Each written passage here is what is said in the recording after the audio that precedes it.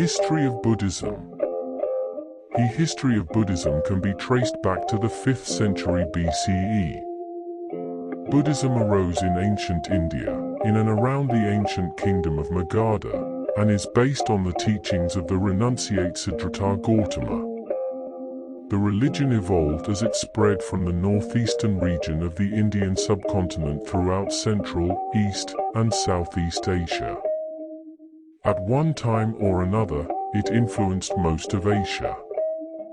The history of Buddhism is also characterized by the development of numerous movements, schisms, and philosophical schools, among them the Theravāda, Mahāyāna and Vajrayāna traditions, with contrasting periods of expansion and retreat.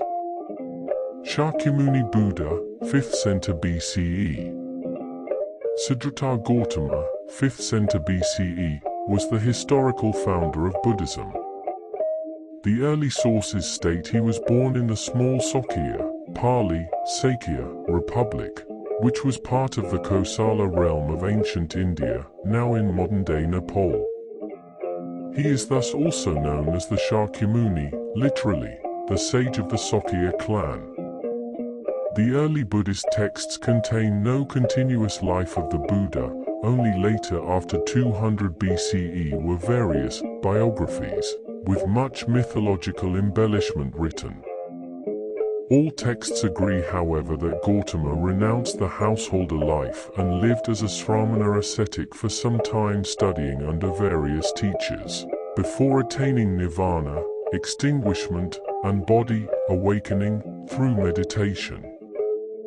For the remaining 45 years of his life, he traveled the Gangetic plain of north-central India, the region of the Ganges, Ganga River and its tributaries, teaching his doctrine to a diverse range of people from different castes and initiating monks into his order. The Buddha sent his disciples to spread the teaching across India. He also initiated an order of nuns. He urged his disciples to teach in the local language or dialects. He spent a lot of his time near the cities of Svarth, Ragaha, and Vesal, Skt Ravast, Ragra, Vile. By the time of his death at 80, he had thousands of followers. Early Buddhism. After the death of the Buddha, the Buddhist Sangha, monastic community, remained centered on the Ganges Valley, spreading gradually from its ancient heartland.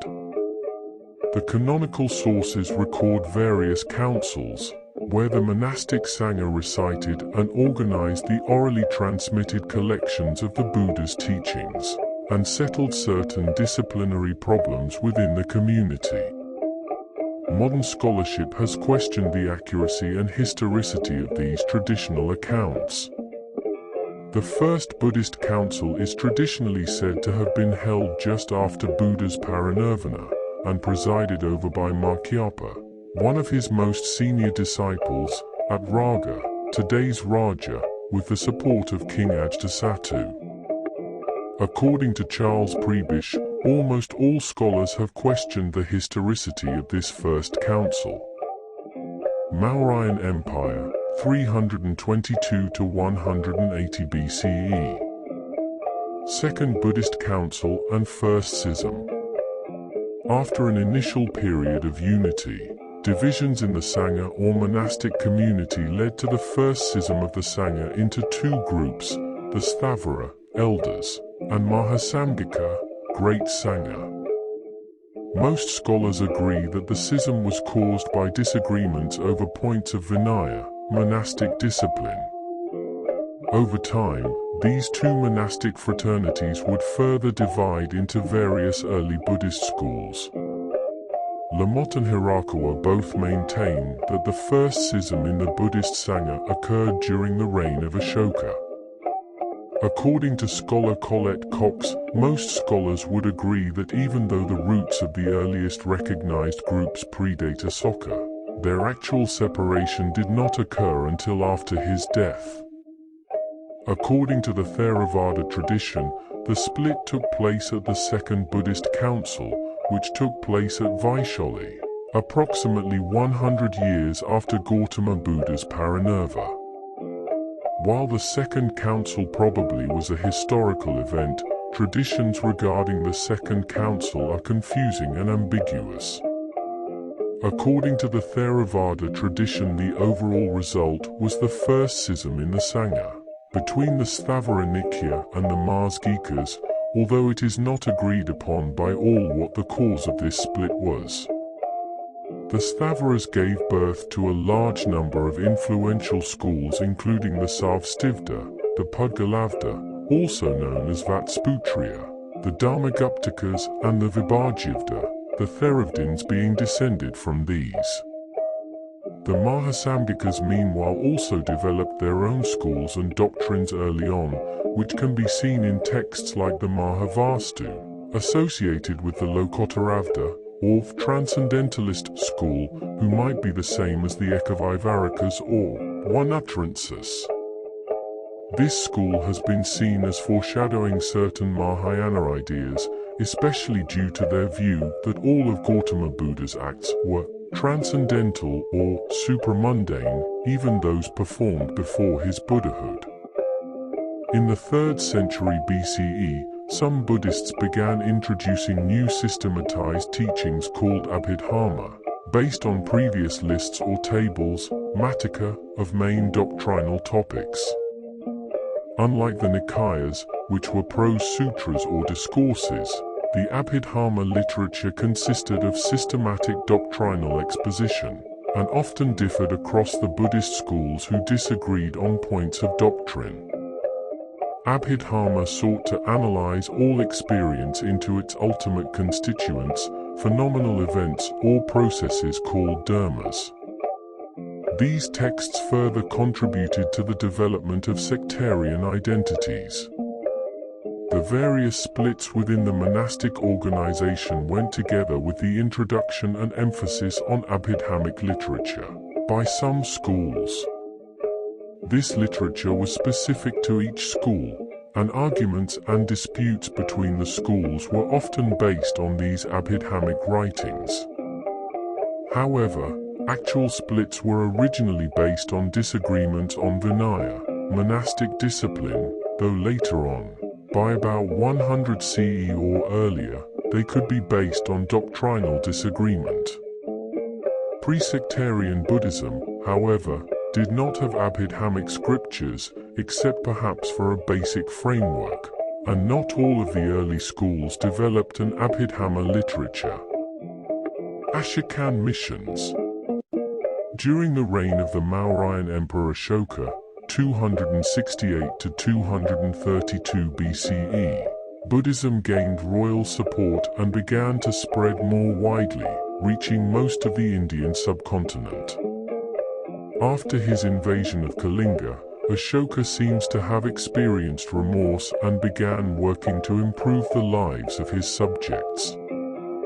Ashoka also built wells, rest houses, and hospitals for humans and animals. He also abolished torture, royal hunting trips, and perhaps even the death penalty. Ashoka also supported non-Buddhist faiths like Jainism and Brahmanism.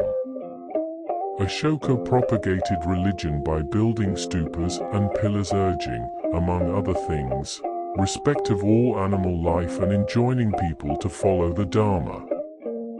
He has been hailed by Buddhist sources as the model for the compassionate Chakravartin, wheel-turning monarch.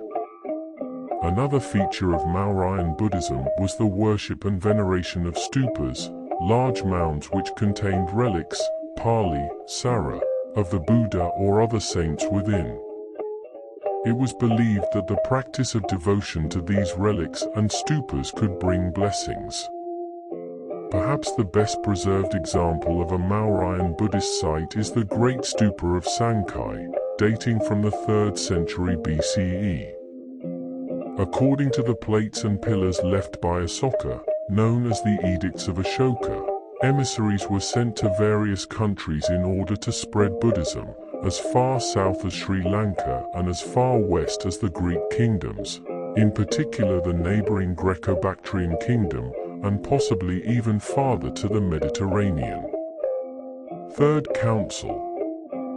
Theravādan sources state that Ashoka convened the Third Buddhist Council around 250 BCE at Patalipitra, today's Patna, with the elder Moggaliputta.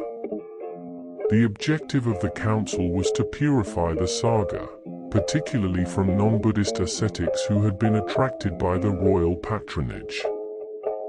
Following the council, Buddhist missionaries were dispatched throughout the known world, as is recorded in some of the edicts of Ashoka. Proselytism in the Hellenistic world. Some of the edicts of Ashoka describe the efforts made by him to propagate the Buddhist faith throughout the Hellenistic world, which at that time formed an uninterrupted cultural continuum from the borders of India to Greece. The edicts indicate a clear understanding of the political organization in Hellenistic territories. The names and locations of the main Greek monarchs of the time are identified, and they are claimed as recipients of Buddhist proselytism. Antiochus II Theos of the Seleucid Kingdom, 261 to 246 BCE. Ptolemy II Philadelphos of Egypt, 285 to 247 BCE. Antigonus Gonatas of Macedonia, 276 to 239 BCE. Magas, 288 to 258 BCE, in Cyrenaica, modern Libya, and Alexander II, 272 to 255 BCE, in Epirus, modern northwestern Greece. One of the edicts states, "The conquest by Dharma has been won here, on the borders, and even 600 yojanas, 5,400 to 9,600 kilometers, away, where the Greek king Antiochos rules. Beyond there where the four kings named Ptolemy, Antigonos, Magas, and Alexander rule, likewise in the south among the Cholas, the Pandyas, and as far as Tamrapani, Sri Lanka." Edicts of Asoka, 13th Rock Edict, S. Dhammika. Furthermore, according to the Mahavamsa, 12, some of Ashoka's emissaries were Greek, Yona, particularly one named Dhammarakkhita. He also issued edicts in the Greek language as well as in Aramaic.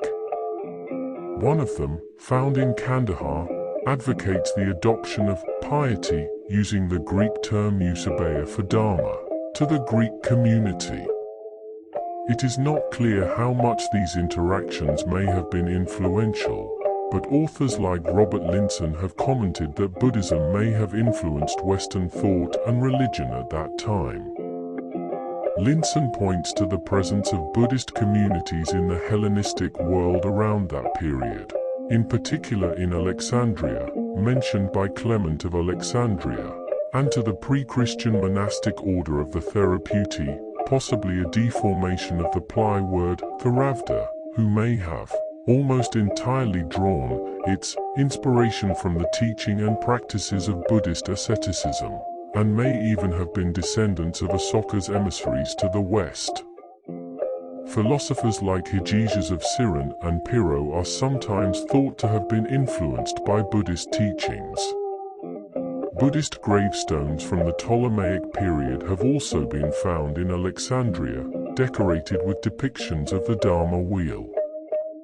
The presence of Buddhists in Alexandria has even drawn the conclusion that they influenced monastic Christianity. In the 2nd century CE, the Christian dogmatist, Clement of Alexandria recognized Bactrian Sramanas and Indian gymnosophists for their influence on Greek thought. Establishment of Sri Lanka Buddhism. Sri Lankan chronicles like the Dipavamsa state that Ashoka's son Mahinda brought Buddhism to the island during the 2nd century BCE. In addition, Ashoka's daughter, Sagamita, also established the Bhikkhun, order for nuns, in Sri Lanka, also bringing with her a sapling of the sacred Bodhi tree that was subsequently planted in Anuradhapura. These two figures are seen as the mythical founders of the Sri Lankan Theravāda.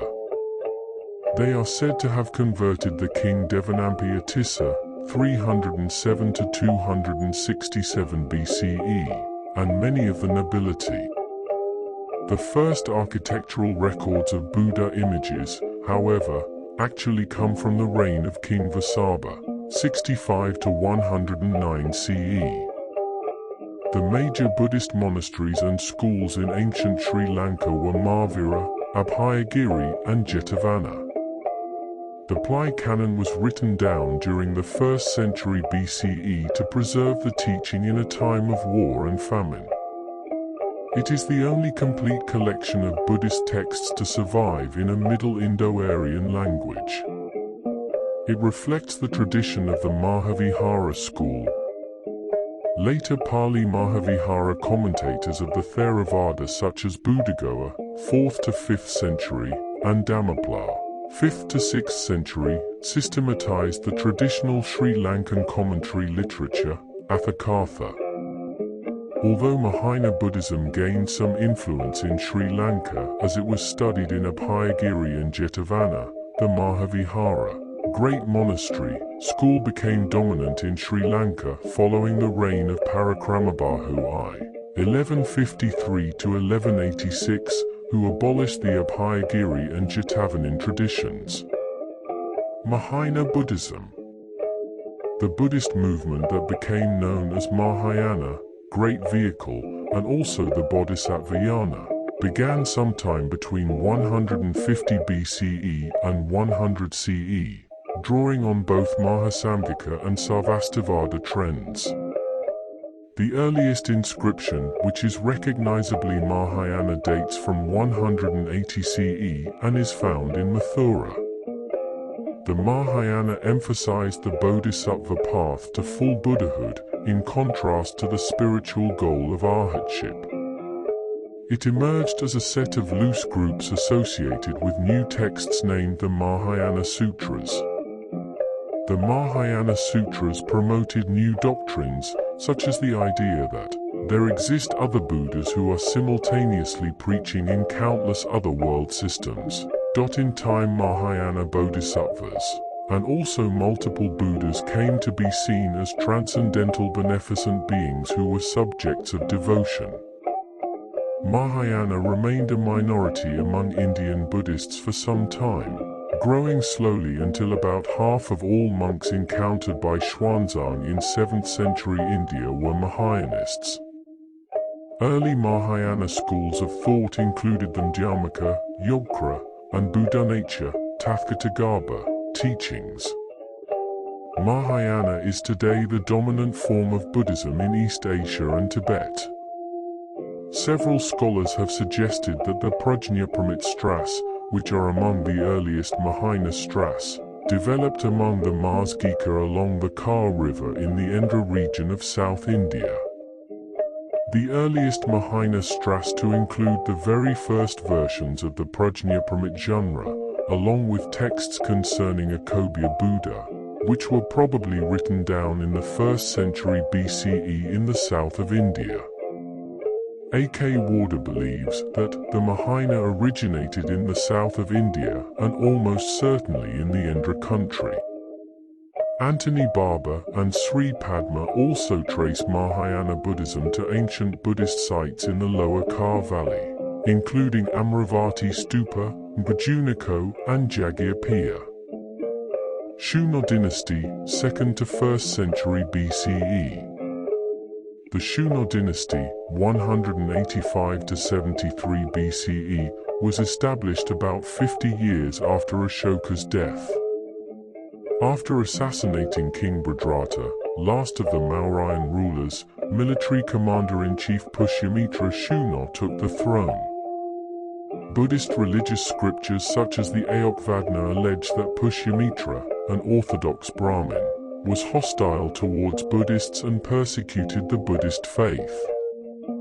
Buddhists wrote that he destroyed hundreds of monasteries and killed hundreds of thousands of innocent monks. 840,000 Buddhist stupas which had been built by Ashoka were destroyed, and 100 gold coins were offered for the head of each Buddhist monk. Modern historians, however, dispute this view in the light of literary and archaeological evidence. They opine that following Ashoka's sponsorship of Buddhism, it is possible that Buddhist institutions fell on harder times under the Shungas, but no evidence of active persecution has been noted. Etienne Lamotte observes, to judge from the documents, Pushyamitra must be acquitted through lack of proof. Another eminent historian, Romila Thapa, points to archaeological evidence that suggests the contrary to the claim that Pushyamitra was a fanatical anti-Buddhist and that he never actually destroyed 840,000 stupas as claimed by Buddhist works, if any. Thapa stresses that Buddhist accounts are probably hyperbolic renditions of Pushyamitra's attack of the Mauryas, and merely reflect the desperate frustration of the Buddhist religious figures in the face of the possibly irreversible decline in the importance of their religion under the Shungas. During the period, Buddhist monks deserted the Ganges Valley, following either the northern road, Uttarapatha, or the southern road, Dakshinapatha. Conversely, Buddhist artistic creation stopped in the old Magadha area, to reposition itself either in the northwest area of Gandhara and Mathura or in the southeast around Amaravati Stupa. Some artistic activity also occurred in central India, as in Brut, to which the Shungas may or may not have contributed. Greco-Buddhism. The Greco-Bactrian king Demetrius I, reigned c. 200 to 180 BCE, invaded the Indian subcontinent, establishing an Indo-Greek kingdom that was to last in parts of northwest South Asia until the end of the 1st century CE. Buddhism flourished under the Indo-Greek and Greco-Bactrian kings. One of the most famous Indo-Greek kings is Menander, reigned c. 160 to 135 BCE. He may have converted to Buddhism and is presented in the Mahāyāna tradition as one of the great benefactors of the faith, on a par with King Asoka or the later Kushan king Kanishka. Menander's coins bear designs of the 8-spoked Dharma wheel, a classic Buddhist symbol. Direct cultural exchange is also suggested by a dialogue called The Debate of King Milinda Panha, which recounts a discussion between Menander and the Buddhist monk Dasina, who was himself a student of the Greek Buddhist monk Mahāyāna. Upon Menander's death, the honor of sharing his remains was claimed by the cities under his rule, and they were enshrined in stupas, in a parallel with the historic Buddha. Several of Menander's Indo-Greek successors inscribed "Follower of the Dharma" in the Karo script on their coins. During the 1st century BCE, the first anthropomorphic representations of the Buddha are found in the lands ruled by the Indo-Greeks, in a realistic style known as Greco-Buddhist. Many of the stylistic elements in the representations of the Buddha point to Greek influence. The Greco-Roman toga-like wavy robe covering both shoulders, more exactly, its lighter version, the Greek himation. The contrapposto stance of the upright figures, c.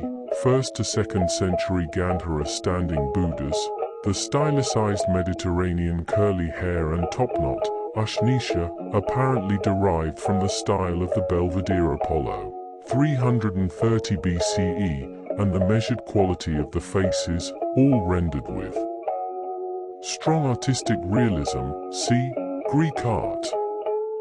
A large quantity of sculptures combining Buddhist and purely Hellenistic styles and iconography were excavated at the Gandharan site of Hada.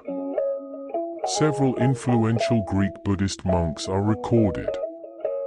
Mahāyāna, literally translated as great teacher or preserver of the Dharma, was a Greek, Yona, Buddhist head monk, according to the Mahavamsa, chapter 29, who led 30,000 Buddhist monks from the Greek city of Alexandria of the Caucasus, around 150 kilometers north of today's Kabul in Afghanistan, to Sri Lanka for the dedication of the Great Stupa in Anuradhapura during the rule 165 to 135 BCE of King Mananda I Dhammarakkhita, meaning protected by the Dharma, was one of the missionaries sent by the Mauryan Emperor Ashoka to proselytize the Buddhist faith. He is described as being a Greek, Pali, Yona, lit. Ionian, in the Sri Lankan Mahavamsa.